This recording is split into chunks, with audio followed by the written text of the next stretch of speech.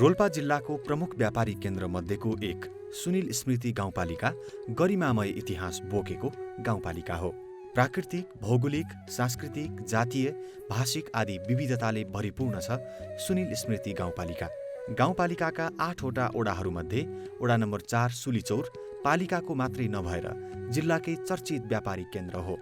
जम्मा 772 घरधुरी रहेको यस ओडामा करिब 4000 नागरिक बसोबास गर्छन्। स्थानीय तहको निर्वाचनपछि आम नागरिकले स्थानीय सरकार पाएसँगै अधिकांश पालिकाहरू विकास र समृद्धिको खाका कोर्न थाले। सुनिल स्मृति गाउँपालिका पनि गाउँपालिकाको विकास यात्रामा अघि बढ्यो, जसका लागि प्रत्येक ओडाका जनप्रतिनिधिहरूले सक्दो मेहनत गरे। ओडा नम्बर 4 का जनप्रतिनिधिले विगत 5 वर्ष अन्तरालमा ओडालाई एउटा नमुना ओडाका रूपमा स्थापित गर्न सफल भएका छन्। भौतिक पूर्वाधार विकाससँगै सामाजिक, नैतिक र आर्थिक विकासमा पनि सफलता उन्मुख छ सुनिल स्मृति गाउँपालिका ओडा नम्बर 4। स्थानीय सरकार आउनु अघि र अहिलेमा यहाँको सडक पूर्वाधार निर्माणको अवस्थामा धेरै अन्तर आइसकेको छ। यस ओडाबाट सदरमुकाम लिवाङ जोड्ने सडक कालोपत्रे भइसकेको छ। यस्तै ओडाका विभिन्न गाउँ र टोलसम्म पुग्न नयाँ सडक ट्र्याक खोलिएको छ। निर्माण भएका सडकहरूको स्तरीकरण र व्यवस्थापनको काम पनि निरन्तर भइरहेको छ। सडक खण्ड अन्तर्गत अति आवश्यकीय स्थानमा मोटरेबल पुल निर्माण गरी सञ्चालनमा ल्याइएको छ। गाउँपालिकामा जम्मा 8वटा ओडा छन्। तीमध्ये 4 नम्बर यो पर्छ। यसमा पूर्वमा हाम्रो वडा नम्बर 7 छ भनेपछि पश्चिममा वडा नम्बर 2सँग जोडिएको छ, उत्तरमा लुङ्ग्री गाउँपालिकासँग जोडिएको छ भनेपछि दक्षिणमा हाम्रै वडा नम्बर 3सँग जोडिएको छ। र यस वडाको जम्मा जनसङ्ख्या भनेको 3729 2068 सालको जनगणना अनुसार चाहिँ 3729 छ, जसमा पुरुषको सङ्ख्या 1988 र महिलाको सङ्ख्या 1741 र घरधुरी 772वटा हाम्रो घरधुरी रहेको छ। र यो वडा नम्बर 4 को कुरा गर्दाखेरि रोल्पा जिल्लाको एउटा प्रमुख नाकाको रूपमा चिनिन्छ र साबिकका 56वटा वडा मध्येमा 52 वडा मध्येमा लगभग 26-27 वटा जुन वडाहरू को लागि यो सुलीचौर एउटा व्यापारिक केन्द्र हो। र रोल्पा जिल्ला अघि पनि भनिहालेँ मैले, रोल्पा जिल्लाको एउटा प्रमुख व्यापारिक केन्द्र पनि यो सुलीचौर मानिन्छ र यही भएर हाम्रो रोल्पा जिल्लाको सदरमुकाम लिबाङ गइन्छ। र 4 नम्बरको कुरा गर्दाखेरि यहाँ अब भाषा त हाम्रो नेपाली भाषा नै बोलिन्छ र यस जातिको कुरा गर्दाखेरि ब्राह्मणको पनि यहाँ हुनुहुन्छ, दलित जनजाति, खस आर्यन सबै जाति रहेका व्यक्तित्व यहाँ रहनुहुन्छ भनेपछि एउटा व्यापारीहरू विभिन्न क्षेत्रबाट अथवा हाम्रो रोल्पा जिल्ला मात्र नभएर अर्घाखाँची, प्युठान, दाङतिरबाटका अरू अन्य जिल्लाहरूबाट पनि व्यापारीको रूपमा चाहिँ यस वडा नम्बर 4 मा बसोबास गर्नुहुन्छ। सडक लगायतका विविध पूर्वाधार निर्माणमा ओडाले देखाएको सक्रियता र आएको परिवर्तनप्रति स्थानीय नागरिक खुसी छन्। आफूले गरेको काम आफ्नै अब चाहिँ अवधिमा कुनै कामहरू जस्तो भ्याइएको योजनाहरू छन् ती देख्दा आफूलाई म एकदम गर्व पनि लाग्यो। र यसरी अब हाम्रो जुन 5 वर्ष कार्यकालमा जे जति पनि हामीले गऱ्यौँ र हामीले राम्रोको लागि नै धेरै गऱ्यौँ र हामीले चाहिँ विशेषता गरी पूर्वाधार क्षेत्र नै हामी धेरै नै गऱ्यौँ। अबको लक्ष्य के थियो त भन्दा मेरो अथवा मेरो टिमको हामी चाहिँ सामाजिक र आर्थिक विकास कसरी गर्छौँ भन्नेतिर हाम्रो एकदम ध्यानलाई केन्द्रित राखिराखेका छौँ। तर अब के गर्ने, समयले नेटो काटिसकेछ। अब आउँदै गरेको 79 साल वैशाख 30 गते चुनाव सरकारले घोषणा गरिसक्यो।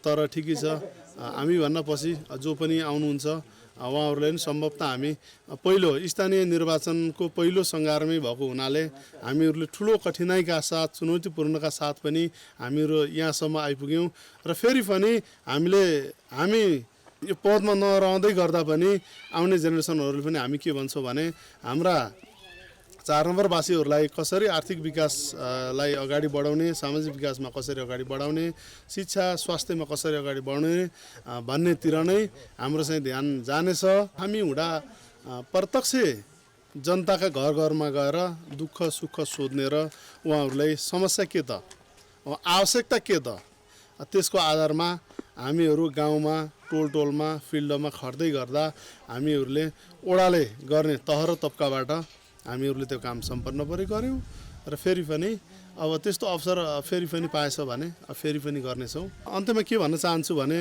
मेरो 4 नम्बरवटा जनतावासीहरूलाई धेरै धेरै धन्यवाद दिन चाहन्छु।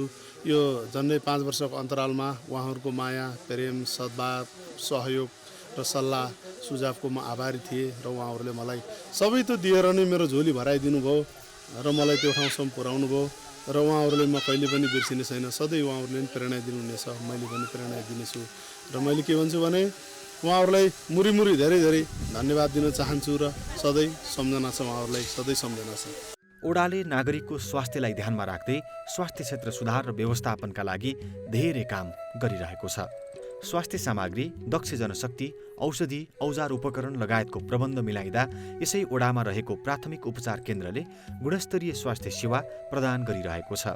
यो स्वास्थ्य केन्द्रको स्वास्थ्य सेवाबाट सुनिल स्मृति गाउँपालिकाका नागरिक मात्रै होइन, छिमेकी गाउँपालिकाका नागरिक समेत लाभान्वित भएका छन्। स्वास्थ्यको सिलसिलामा हामीहरूले योमा पनि अगाडि बढेका छौँ। एउटा स्वास्थ्य संस्थाको अब हाम्रो स्थानीय सरकार सञ्चालन ऐन 2017 अनुसार हामीहरू र स्वास्थ्य ऐन अनुसार पनि सम्बन्धित वडा अध्यक्ष चाहिँ सम्बन्धित त्यस ठाउँमा भएको स्वास्थ्य संस्थाको सञ्चालक समितिको अध्यक्ष रहने व्यवस्था गरे अनुसार प्रत्येक स्वास्थ्य संस्थाको अध्यक्ष 2टा छ यहाँ स्वास्थ्य संस्था, त्योमा म अध्यक्ष नै छु। र एउटा प्राथमिक स्वास्थ्य केन्द्र सिलिचौर छ र एउटा आयुर्वेदिक अस्पताल छिर्ने पनि छ। छिर्ने भन्ने प्रवेश नगर ख भन्छौँ हामीहरूले नामाकरण गरेर योमा छौँ। र हामीहरूले स्वास्थ्य बिमा पनि सुरुवात गऱ्यौँ। हामी जनप्रतिनिधिको रूपमा आइसके पश्चात र म अध्यक्ष भइसकेपछि स्वास्थ्य बिमाको कार्यक्रम हामीले हाम्रो यही पिएचसीबाट सुरु गऱ्यौँ र तपाईँको गर्भवती महिलाहरू 0 होम डेलिभरी घरमा पनि तपाईँको सुत्केरी हुन नपरोस्, सबैलाई हामी तपाईँको स्वास्थ्य चौकीमा आएर सुत्केरी हुन गराउनको लागि 0 होम डेलिभरी मुक्त वडा घोषणा गर्नले कार्यक्रम हामी सुरुवात पनि गऱ्यौँ, जसले गर्दाखेरि सम्पूर्ण यहाँका स्वयंसेविकाहरूले प्रोत्साहन भत्ता पनि दिने, उहाँ घर घरमा गएर के छ अवस्था सुत्केरीहरूको र अन्य रोगहरूको के छ अवस्था छ त्यो पनि हामीले कार्यक्रम सुरुवात गऱ्यौँ र निःशुल्क एम्बुलेन्स सेवा पनि गऱ्यौँ गर्भवती महिलाहरूलाई घरबाट प्राथमिक स्वास्थ्य केन्द्र ल्याउनेहरूमा र ज्येष्ठ नागरिकहरूलाई पनि हामीहरूले निःशुल्क स्वास्थ्य तपाईँको एम्बुलेन्स सेवा प्रदान गरेका छौँ।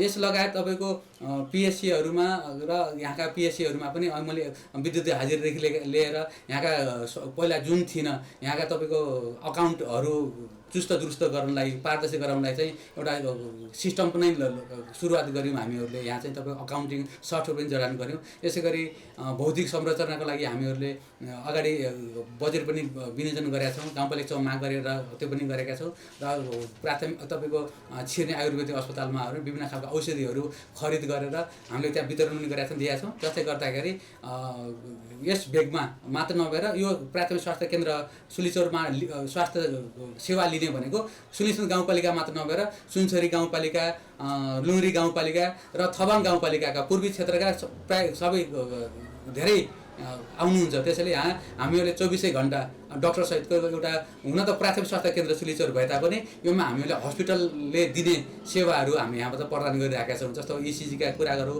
युएसजीका गर्नु एक्सरेहरू भिडियो एक्सरेहरूदेखि लिएर अब नर्मल एक्सरे दिने अनि हरेक चिजहरू माइनर ओटीहरूदेखि लिएर हरेक एउटा हस्पिटलले दिने सेवाहरू हामीले यहाँबाट प्रदान गरिरहेका छौँ। नम्बर 4बाट चाहिँ तपाईँको अब यो बिमा कार्यक्रम चाहिँ चलिरहेछ। एउटा हाम्रो बिमाले चाहिँ तपाईँको अब लगभग 100% छुट अनि प्लस बाहिर जानलाई पनि यहाँबाट चाहिँ एउटा रिफर लेटर भयो भने उता पनि बिमाले त्यो एउटा संविधान गरेर चाहिँ काम भइरहेछ। जस बिमा गर्नेहरूको लागि चाहिँ यो एउटा पोजिटिभ चाहिँ भाइब्स चाहिँ 4 नम्बर वडाबाट चाहिँ भएको छ। पहिले यस ओडामा स्वास्थ्य जाँचको लागि स्वास्थ्य संस्था र क्लिनिकको अभाव थियो, तर अहिले त्यो अवस्था छैन। गाउँघर क्लिनिक समेत सञ्चालनमा ल्याइएपछि धेरै सहज भएको छ। यस ओडामा ओडाभरिका नागरिकलाई स्वास्थ्य बिमाको दायरामा ल्याउने स्वास्थ्य बिमा अभियान सञ्चालित छ, जस अन्तर्गत दलित, गरिब, विपन्न र असहाय नागरिकको निशुल्क स्वास्थ्य बिमा गर्ने कार्यक्रम लागू भइरहेको छ। मलाई चाहिँ पहिला चाहिँ त्यस्तो स्वास्थ्य बिमा अब दलितहरूको लागि चाहिँ वडा कार्यालयले अहिले जो गर्नुभएको छ त्योभन्दा अगाडि यस्ता कार्यक्रमहरू उहाँहरूले ल्याउँदा हामी दलितहरूलाई चाहिँ केही सेवा सुविधाहरू उहाँहरूले नै दिनुहुन्छ कि भन्ने आस्था राखेको थियौँ सर। उहाँले गरिसकेपछि अहिले मेरो 2 जना चाहिँ हामी बाउ छोरा छौँ, अनि महिला 3 जना गरेर कति 5 जना करिबको हाम्रो चाहिँ स्वास्थ्य बिमा 1 वर्ष समेत 1 लाखको उहाँले गरिदिनु भएको छ। यसको लागि हामी चाहिँ एकदम खुसी नै छौँ सर। उहाँलाई त म धेरै धेरै धन्यवाद दिन चाहन्छु सर, किनकि म लगायत मेरो घर परिवार, म जस्तो सुनिल स्मृति 4 को हामी दलितहरूको लागि उहाँले धेरै उहाँले एकदम सेवा सुविधाहरू ल्याइदिनु भयो। हिजोका दिनमा यी छैन्थे सर। अब आज उहाँले लागू गरिसकेपछि, उहाँले ल्याइदिइसकेपछि अब हामी चाहिँ धेरै खुसी भएको छौँ। उहाँलाई धेरै धेरै धन्यवाद दिन चाहन्छौँ सर। स्वास्थ्य बिमा भनेको हामी यो नेपाल सरकारकै कार्यक्रम हो, नितान्त नेपाल सरकारकै कार्यक्रम हो। यो स्वास्थ्य बिमा लिनुको कारण भनेको, लिनुको उद्देश्य भनेको जो हामी नेपालीहरू गरिबीको रेखामुनि रहेका नेपालीहरूको लागि भनेर लिएको कार्यक्रम हो। यो हामी स्वास्थ्य बिमा किन गरिन्छ भन्दाखेरि हामी नेपालीहरूको आर्थिक भार कम गर्नको लागि पनि स्वास्थ्य बिमा गरिएको छ। स्वास्थ्य बिमा गरिसकेपछि सर मैले यो कार्यक्रममा म आबद्ध भएको, म एउटा स्वास्थ्य बिमाको दर्ता सहयोगी हो। अनि म स्वास्थ्य बिमा गर्दाखेरि लगभग मैले अहिलेसम्म म स्वास्थ्य बिमा गरेको 4 वर्ष भइसक्यो सर। यो काम गर्न लागेको 4 वर्ष भयो, स्वास्थ्य बिमा काम गर्न लागेको। मैले धेरैजनाले स्वास्थ्य बिमा गरिसकेको छु सर।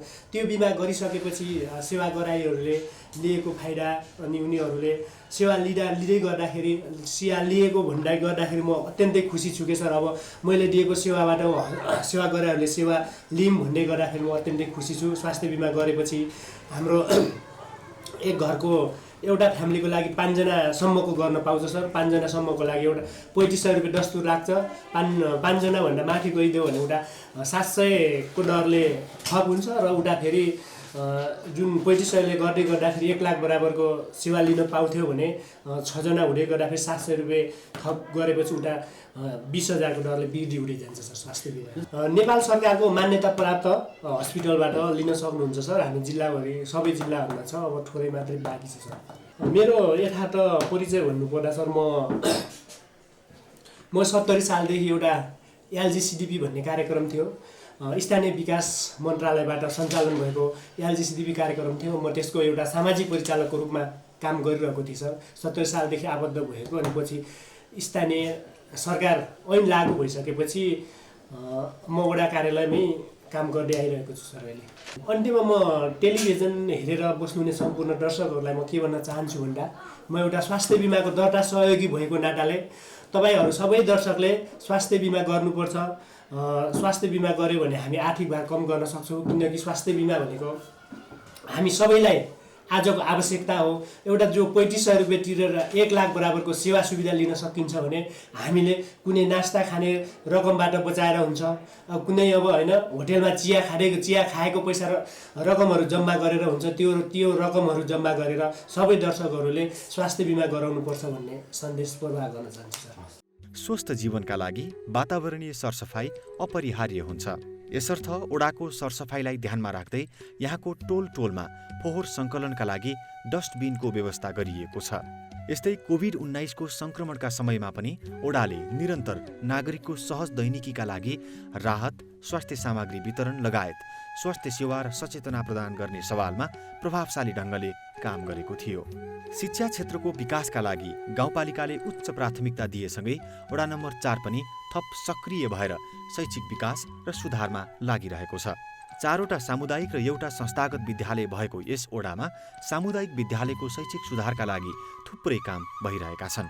विद्यालयहरूका भवन, खेल मैदान, शौचालय, खानेपानी लगायतका पूर्वाधार एवं संरचना निर्माण तथा मर्मतका साथै शैक्षिक सामग्रीको व्यवस्थापन, विद्यार्थीहरूलाई पोसाक, झोला लगायतको वितरण, कक्षा कोठा व्यवस्थापन, जनशक्ति व्यवस्थापन लगायतमा ओडाले निरन्तर सहयोग पुर्याउँदै आएको छ। यहाँ शिक्षकहरूको विद्युतीय हाजिरीको प्रबन्ध मिलाइएको छ। यस्तै विद्यार्थीहरूलाई अध्ययन सहजताका लागि घर घरमै टेबल कुर्सी वितरण गरिएको छ। ओडाको सहयोगबाट विद्यार्थीहरूको पठन पाठनमा धेरै सहजता पुगेको छ। यस सूर्योदय माविका सबै विद्यार्थीहरूलाई 10मा पढ्ने, विशेष गरेर 10मा पढ्ने विद्यार्थीहरूले हाम्रो ओडाले 4 नम्बर वडाबाट कुर्सी टेबलहरूको व्यवस्था गरिदिनु भएको थियो। जुन कुर्सी टेबलहरूको प्राप्त गरेपछि हामीले होमवर्क गर्नहरू सजिलो भयो अनि हाम्रो किताबहरू त्यस्तै जतनसँग राख्न सजिलो भयो। अनि जुन हामीलाई पहिले कुर्सी टेबल नहुँदा हामी सुतेर होमवर्क गर्नुपर्ने हुन्थ्यो, पढ्नुपर्ने हुन्थ्यो। जुन सुतेर पढ्ने टाइममा हामीलाई निद्रा लाग्थ्यो।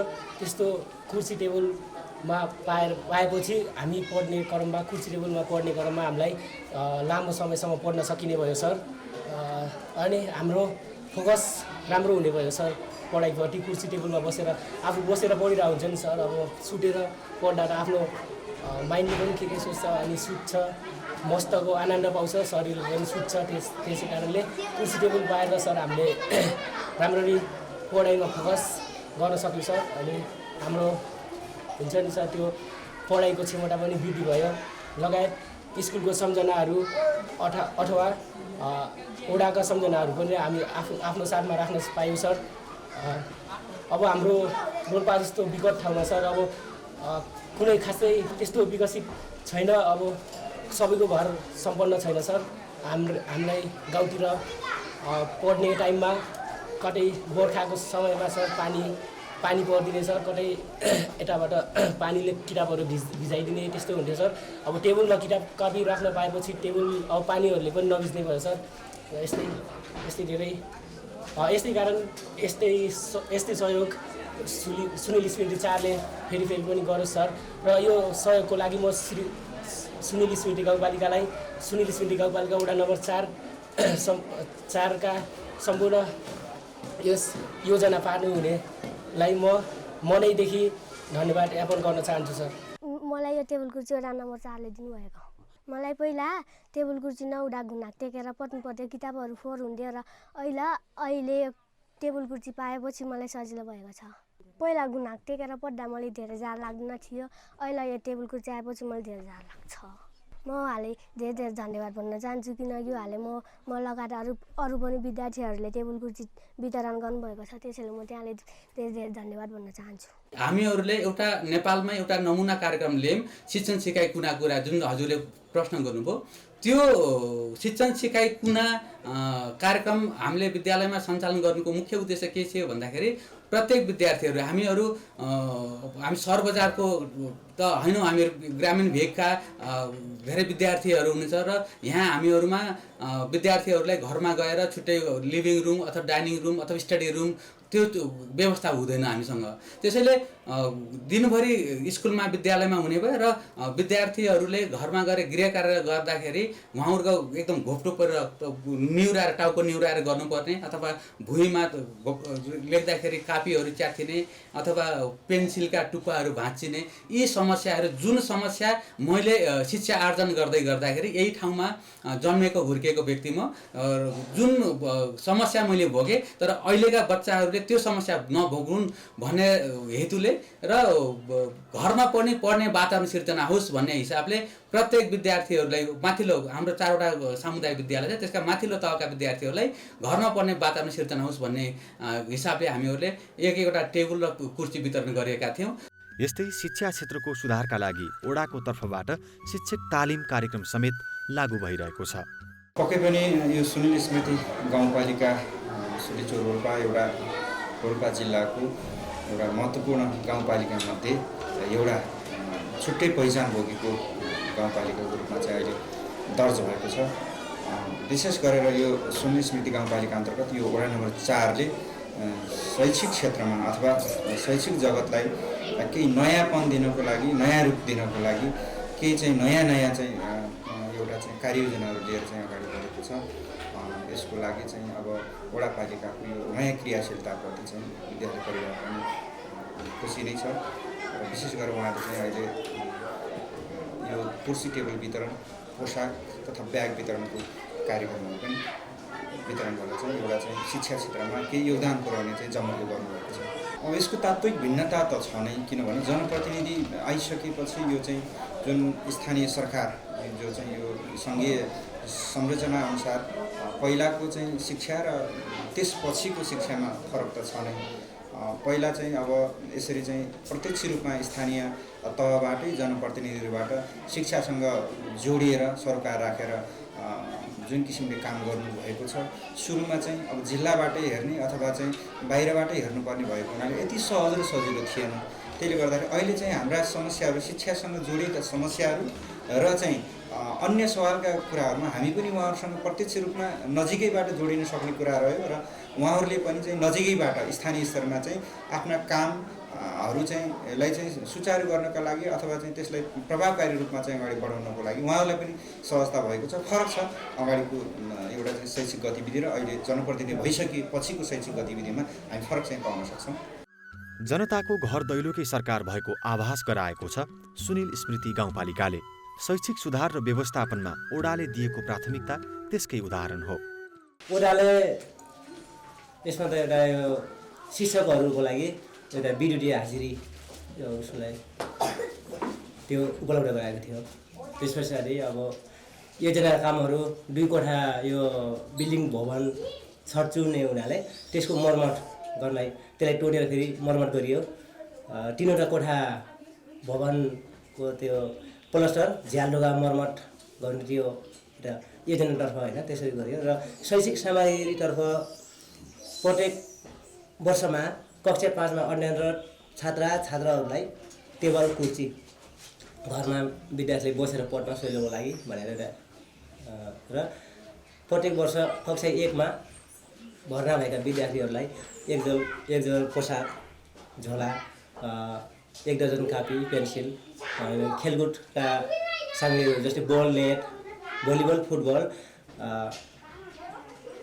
त्यसपछि अन्य खेलकुद सामग्रीहरू उपलब्ध गराएको छ। जस्तै अब हामी पहिले अब जुन बाहिर त्यो जुन यो स्कुलमा भएको जुन अमर ओमकला अक्षय कोषबाट स्कुलमा भएको जुन एउटा पानीको लागि ट्याङ्की छ डरम, त्यसमा सङ्कलन गरिएको विद्यार्थी शिक्षक सबैले त्यही पिउन पर्ने अवस्था थियो।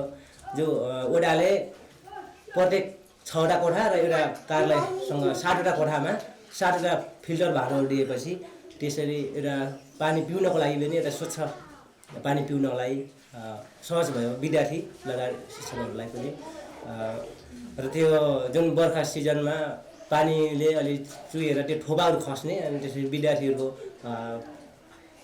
किताबहरू भिज्ने हुन्थ्यो, त्यो समस्याहरू अब त्यो पनि भयो। र झ्याल ढोकाहरू मर्मत उडा पछाडि बनेका 3वटा कोठाको अवरोध हो, त्यो पुरा गरेर। यस ओडामा जनप्रतिनिधि आउनु अघि खानेपानीको समेत धेरै अभाव थियो। विभिन्न स्थानमा खानेपानी ट्याङ्की, धारा निर्माण गरी व्यवस्थित वितरण गरिँदा यस ओडामा खानेपानीको समस्या धेरै हदसम्म हल भइसकेको छ। पहिला हाम्रो बत्ती यो हाम्रो स्थानीय तह नआउँदा अगाडि चाहिँ हाम्रो के थियो भने पहिला हाम्रो चाहिँ धेरै समस्या थियो।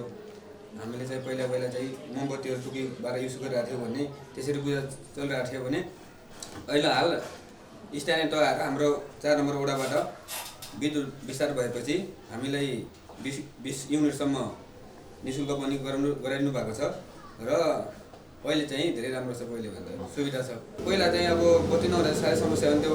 केटाकेटीहरूले पढ्न पनि भ्याउन थियो, टुकी बाल्नु खोज्थ्यो अथवा पैसा नहुन्थ्यो मोमबत्ती किन्नको लागि।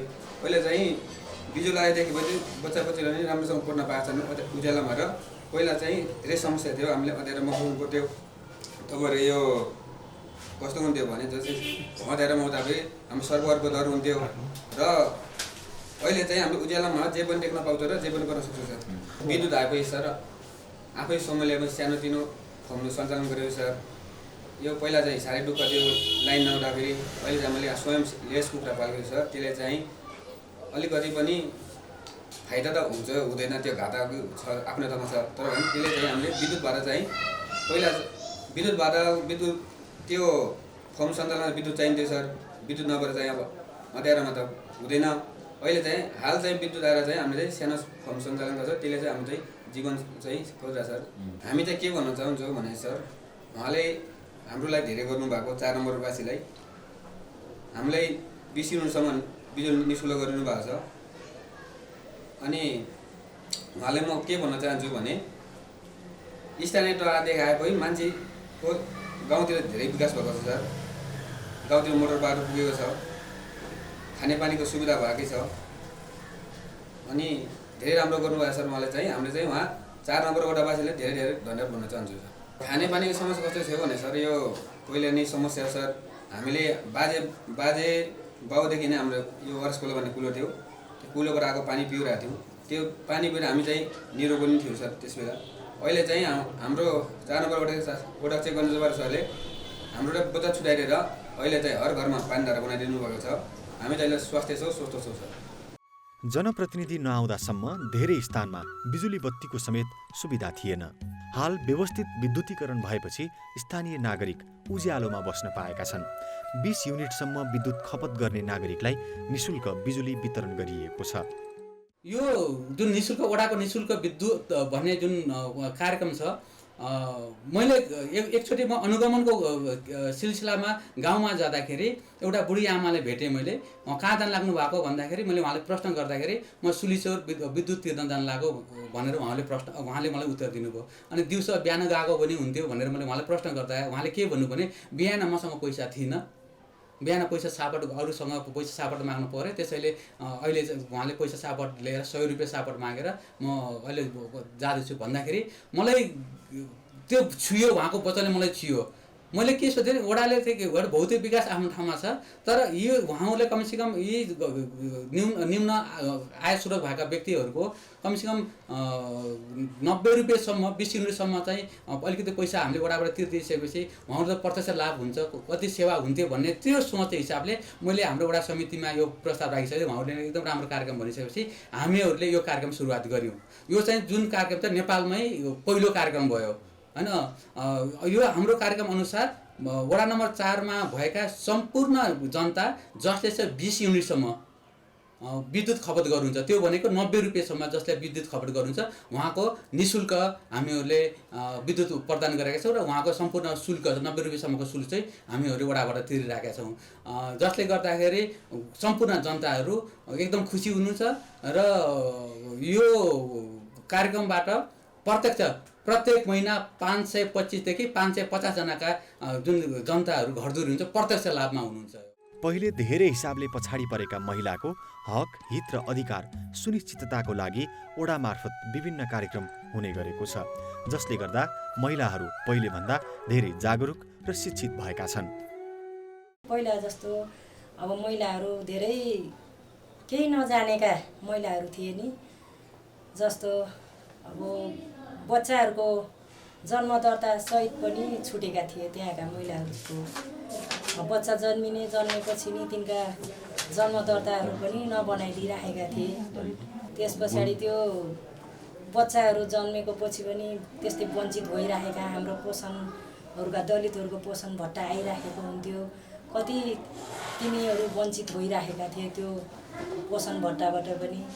त्यो पनि अब म त्यहाँ निर्वाचित भएर गएपछि अब तिनीहरूका टोलमा घरको अगाडि भनौँ दैलोमा गएर आफन्ती पनि थिए, कोही आफ्ना मान्छेहरू छन्, नभए तिनी 10 जना 15 जना गरेर भेट गराएर तिनीहरूलाई आफ्ना बालबच्चाहरूका तिमीहरूले जन्मदर्ता बनायौ कि बनाइनौ भनेर त्यो जन्मदर्ताहरू पनि बनाउन लगाए। त्यस पछाडि तिनका भत्ता पोषण भत्ता पनि उनीहरूले खाइसकेका छन्।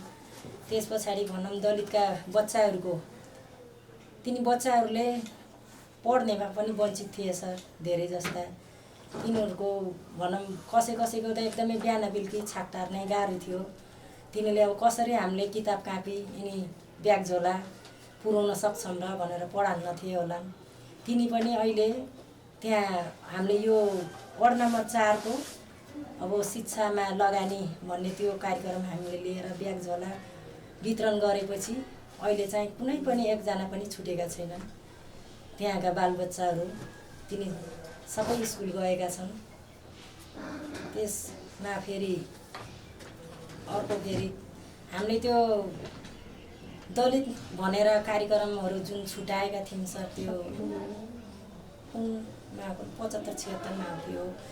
त्यो रकमले पनि अब त्यत्तिकै कार्यक्रम गराएर खाएर मात्रै नसिद्धाउँ भनेर कार्यक्रम गर्दै सिद्धाउँदै उहाँहरूले 200-400 रुपियाँ दिएर एक छाक त टर्छ तिनीहरूको, त्यहाँबाट त हुन्न होला केही पनि भनेर हामी फेरि 5 जना समितिहरू बसेर हामीले निर्णय गऱ्यौँ। त्यस पछाडि 10-12-15 घर जस्ता तिनी विद्यार्थी 10 कक्षा पास गरेकाले उच्च शिक्षामा जाउँ, तिनको केही लगानीबाट तिनीहरूले आय स्रोतबाट पढ्नमा केही सेवा सुविधा होला भनेर हामीले 10,000 को पुरस्कार भत्ता प्रोत्साहन दिएर हामीले तिनीहरूलाई पनि प्रदान गऱ्यौँ दलितका बालबालिकाहरूलाई।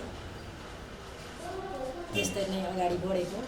अन्त्यमा मैले के भन्न चाहेँ भने सर, जस्तो कि दलितहरू छुवाछुतको उति दुःख त छैन पहिला जस्तो, त्यही पनि मैले अन्त्यमा के भन्न चाहेँ भने अझै पनि आउँदो यहाँदेखि 4-5 वर्षसम्ममा आउँदो पिँढीमा दलितहरूको एकमुष्टै सामग्री छुवाछुत पनि अन्त भएर जाओस्। उहाँहरूको अलिकति मन दुख्दो फेरि त्यो पनि छ कतै कतै।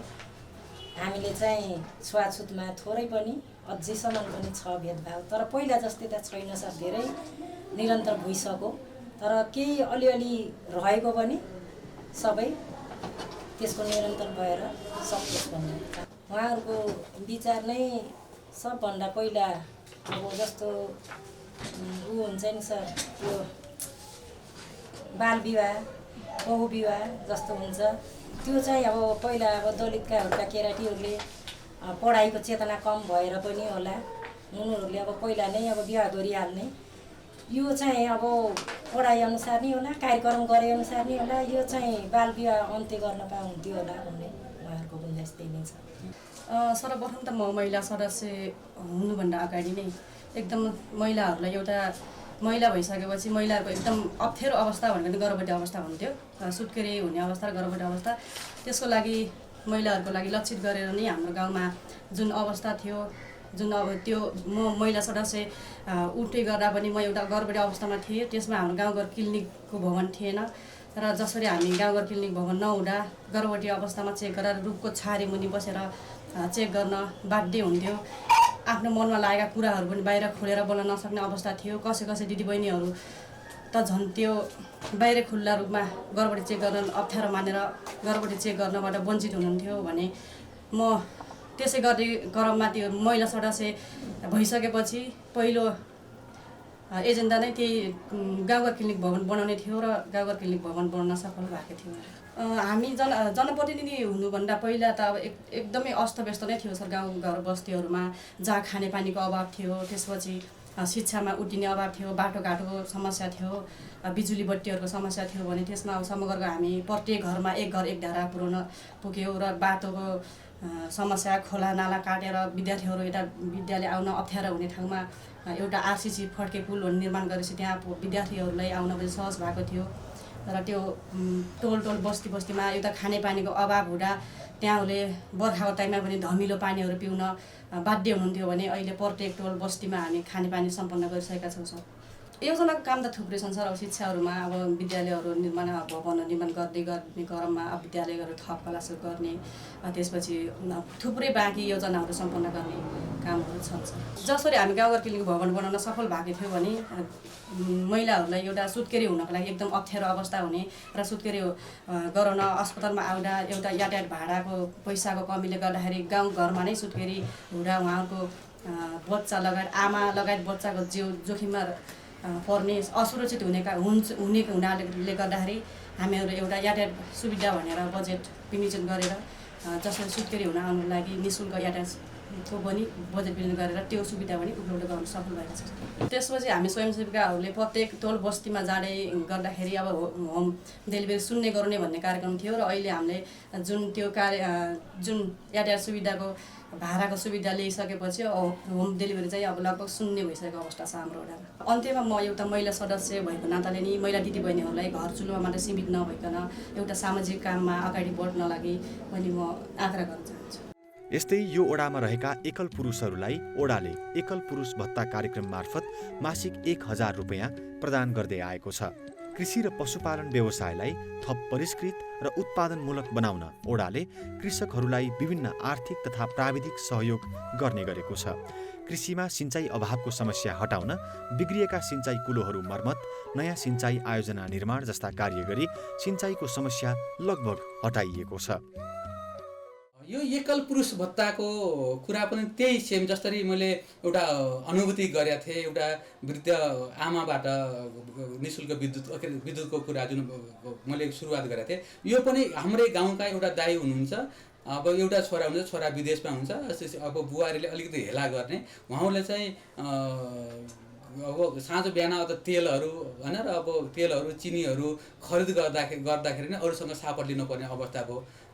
त्यसैले मैले के सोचे के आयो दिमागमा आयो भन्दाखेरि अब एकल महिलाले पनि पाउनुहुन्छ होइन, अथवा दलितहरूले 60 वर्षभन्दा माथिकालाई तपाईँको ज्येष्ठ नागरिक भत्ता पनि पाउनुहुन्छ, गैर दलितलाई 70 वर्षभन्दा पाउनुहुन्छ। तर एकल पुरुष भत्ता जस्तो एकल पुरुषहरू जसले चाहिँ श्रीमती हुनुहुन्न, अब सबैले छोराहरू अथवा बुहारीहरूले राम्रो गर्छन् भन्ने पनि छैन, यथार्थ कुरा त्यो सत्य कुरा हो।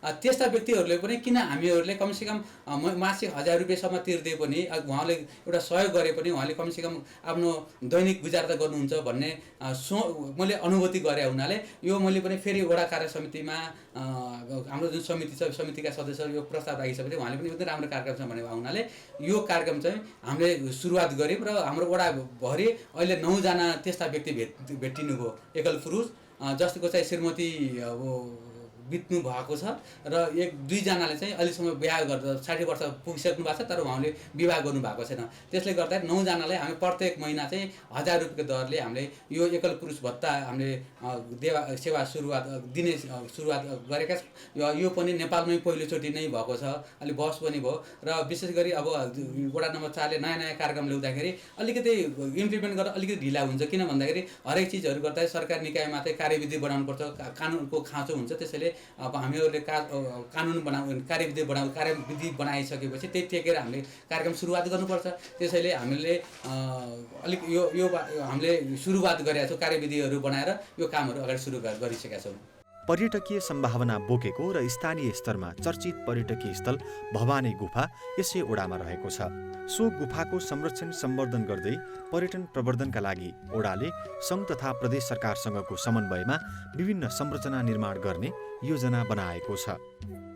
अहिले सुनिश्चित गाउँपालिका वडा नम्बर 4 को कार्यालय हामीहरू विभिन्न विकासका पाटाहरूमा अगाडि लग्दै गइरहेको छ र एउटा पर्यटन क्षेत्रमा रूपमा रहेको यही हाम्रै साबिक मिजिङको 9 वडा नम्बर 9 भन्छौँ हामीहरू, कोइराला फर्कादेखि अलिकति माथि र भवानी गुफा रहेको छ, हाम्रो राज्य पोखरी भनेर त्यो ठाउँलाई पनि चिन्छौँ। त्योमा चाहिँ एउटा गुफा छ, एउटा पहिलादेखि नै त्यहाँ तपाईँहरू पनि गएर हेर्नुभयो होला, त्यहाँ भित्र गएर विभिन्न प्राचीन कालका मूर्तिहरू भएका अथवा गुफाहरू त्यहाँ रहेको छ र द्वन्द्वकालको बेलामा पनि त्यहाँ तत्कालीन तपाईँको तत्कालीन माओवादीहरू पनि त्यस स्थानमा चाहिँ आश्रय ल्याएको हामीले देखिराखेका थियौँ र अहिले चाहिँ त्यो ठाउँमा वडा नम्बर 4 ले त्यो स्थान संरक्षण गर्नको लागि र एउटा रोल्पा जिल्लाको सुनिश्चित गाउँपालिका वडा 4 को एउटा पर्यटक के स्थलको रूपमा परिचित गराउनलाई केही बजेट विनियोजन गरेर त्यहाँ त्यो ठाउँमा जाने चाहिँ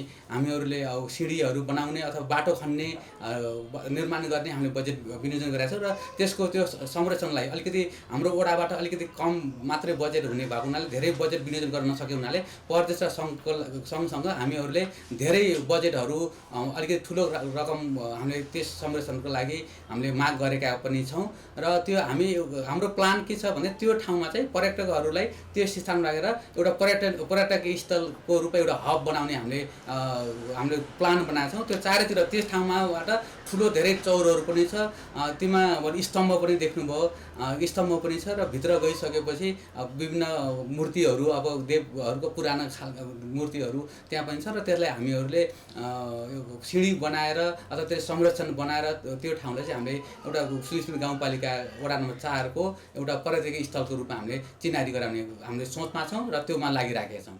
सुशासनलाई निकै प्राथमिकता दिँदै छिटो छरितो र भरपर्दो सेवा प्रवाहमा जोड दिएको यस ओडाले प्रभावकारी सूचना प्रवाहका लागि सामाजिक सञ्जालको प्रयोग जस्ता प्रभावकारी कार्य गर्दै आएको छ। हाम्रो चाहिँ एउटा यस्तो खालको एउटा चाहिँ हाम्रो अद्वैत जीवन नै अलिकति केही गरौँ भन्ने एउटा त्यस्तो खालको एउटा होइन एउटा भिजनसहितको मान्छे हुनुहुन्छ र त्यो काममा मात्रै सीमित, त्यो कुरामा मात्रै सीमित राख्नु, गर्न पनि एकदम तत्परता देखाउने अनि सँगसँगै हामीले पनि उहाँको काममा चाहिँ उहाँले सोचेको काममा चाहिँ हामीले पनि लागि परेर होइन सेवा गरेर चाहिँ हाम्रो तर्फबाट गर्नुपर्ने होइन सेवाहरू चाहिँ सेवा गरेरसम्म पुरा गरेर उहाँहरू पनि सन्तुष्ट भएको हिसाबले नै त्यो पुरा होइन अलिक उत्कृष्ट भएको कुरा चाहिँ त्यसरी आएको होला जस्तो लाग्छ। व्यक्तिगत घटना दर्ता अन्तर्गत चाहिँ हाम्रो जन्म दर्ता अनि त्यसपछि विवाह दर्ता, बसाइसराई दर्ता, मृत्यु दर्ता र सम्बन्ध विच्छेद दर्ता गरी 5 प्रकारको चाहिँ हाम्रो घटना दर्ता हुन्छ। त्यो कुरा चाहिँ यस अन्तर्गत पर्छ। उहाँले चाहिँ लक्ष्य होइन भिजन चाहिँ उहाँले लिनुहुन्छ होइन, तर हामीले चाहिँ त्यसलाई पुरा गर्नको लागि कसरी लागि पर्ने होइन, उहाँहरूको काममा चाहिँ हामीले कसरी सहकार्य गर्ने, कसरी त्यसलाई अगाडि बढ्नमा हामीले मद्दत गर्ने भन्ने कुरा चाहिँ पहिलो कुरा हुन आउँछ जस्तो लाग्छ मलाई। अन्तिममा चाहिँ यस वडामा बसोबास गर्ने सम्पूर्ण वडावासीहरूले चाहिँ घटना दर्ता गर्न वडा कार्यालयमा घटना दर्ता गर्न आउँदाखेरि चाहिँ सकेसम्म 35 दिनभित्र घटना दर्ता गर्न आउनुहोला। जुन चाहिँ 35 दिनभित्रमा घटना दर्ता गर्नमा चाहिँ निःशुल्क शुल्क नलाग्ने निःशुल्क रूपमा हुने गर्दछ भने 35 दिन कटेपछि चाहिँ हाम्रो शुल्क तोकिएको शुल्क लाग्नेछ। त्यसकारण सकेसम्म हुन्छ भने 35 दिनभित्रै आउनुहोला भन्ने यस कार्यक्रम मार्फत जानकारी गर्न चाहन्छु। ओडाको पूर्ण विकासका लागि पर्याप्त समय र बजेट स्रोत दुवैको जरुरत पर्छ। सीमित स्रोत साधन, बजेट र छोटो समयमै सुनिल स्मृति गाउँपालिका वडा नम्बर 4 सुलीचौरका निर्वाचित जनप्रतिनिधिहरूको जनता लक्षित विकास योजना र कार्य सम्पादनले 5 वर्ष अवधि निकै सफल रह्यो। बिहानीले दिनको सङ्केत गर्दछ भने चाहिँ अनुभवी र सक्षम नेतृत्व पाएको सुनिल स्मृति गाउँपालिकाले नमुना ओडाका रूपमा आफूलाई चिनाउँदै 5 वर्ष अवधिमा समृद्धिको पहिलो पाइला दौरो गरी टेक्न सफल भएको छ।